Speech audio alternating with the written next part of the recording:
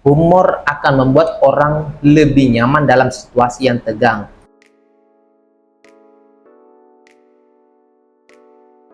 Halo rekan saya ya, kembali lagi di Ngemil saya ya. Kali ini kita akan membahas tema atau topik penelitian tentang humor bragging. Pernahkah kamu merasa serba salah ketika ingin mempromosikan pencapaianmu?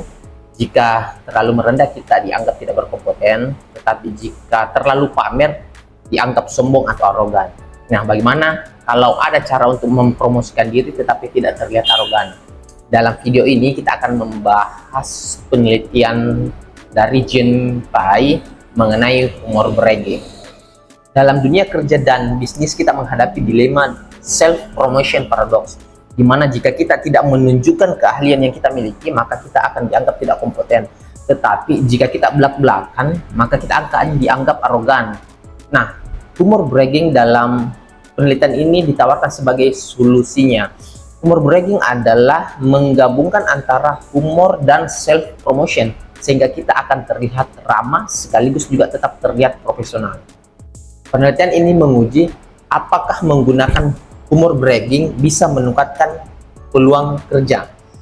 Dalam salah satu eksperimen, para peneliti mengirimkan dua resume ke 345 perusahaan. Resume pertama standar, sedangkan resume yang kedua menggunakan atau menyelipkan humor bragging di bagian karir objektif. Hasilnya, resume yang menggunakan humor bragging lebih banyak mendapatkan panggilan wawancara. Contoh resume standar, saya adalah seorang sales yang berorientasi pada detail dan berdedikasi untuk kemajuan perusahaan. Kita di contoh resume standar. Contoh resume yang menggunakan humor bragging, saya adalah seorang sales yang berorientasi pada detail. Saya telah mengubah kopi menjadi produktivitas. Makin banyak kopi, makin banyak hasil. Nah, itu contoh dari resume yang menggunakan humor bragging. Agak sedikit lucu dan ternyata pendekatan ini lebih menarik di mata recruiter. Bukan cuma dalam dunia kerja, humor bragging juga efektif dalam bisnis. Para peneliti menganalisis presentasi pengusaha dalam acara Shark Tank dan menemukan bahwa pengusaha yang menggunakan humor dalam pitch mereka lebih mungkin mendapatkan investasi daripada mereka yang hanya memamerkan pencapaian mereka secara serius. Contoh presentasi pengusaha yang tidak menggunakan humor. Produk saya telah diuji atau telah digunakan 10.000 pengguna dan mendapatkan rating tertinggi di industrinya. Itu tadi contoh tanpa humor. Nih, contoh presentasi yang menggunakan humor. Produk saya telah diuji dan digunakan oleh 10.000 pengguna. Bahkan nenek saya menyukainya, dan biasanya nenek saya hanya menyukai makanan yang dia buat sendiri. Mengapa humor bragging efektif atau berhasil? Dalam teori benign violation, humor akan membuat orang lebih nyaman dalam situasi yang tegang. Nah, humor ini menciptakan dua efek utama. Pertama, meningkatkan kehangatan. Orang lebih suka bekerja sama dengan orang yang ramah. Yang kedua, menunjukkan kecerdasan. Humor yang cerdas itu menunjukkan kecerdasan seseorang dan kepercayaan dirinya.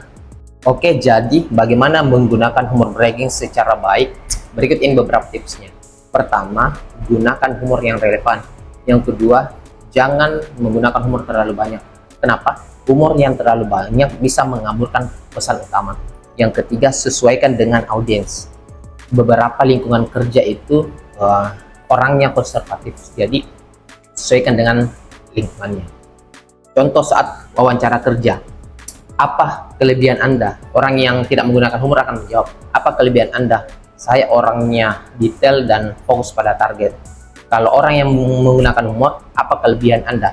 Saya orangnya detail dan fokus. Bahkan daftar belanjaan saya buat dalam format spreadsheet. Tapi ingat, tidak semua jenis humor efektif. Jika kita menggunakan humor yang terlalu merendahkan diri kita atau self-deprecating humor, maka kita bisa dianggap kurang kompeten. Dan jika kita menggunakan humor untuk menyerang orang lain atau sarkastik humor, kita malah bisa kehilangan kepercayaan audiens. Contoh perbandingan jenis humor yang saya jelaskan sebelumnya. Humor bragging, saya bisa menjual apa saja, bahkan kucing saya pun sudah belajar untuk berpose iklan. Kalau contoh untuk self-deprecating humor, saya orangnya gugup saat wawancara, sehingga pencapaian saya selama ini adalah faktor dari keberuntungan. Untuk contoh sarkas, rekan saya, dia menjual es di Utara dan masih gagal. Itu ketiga contoh dari humor bragging, self-deprecating humor, dan sarkas.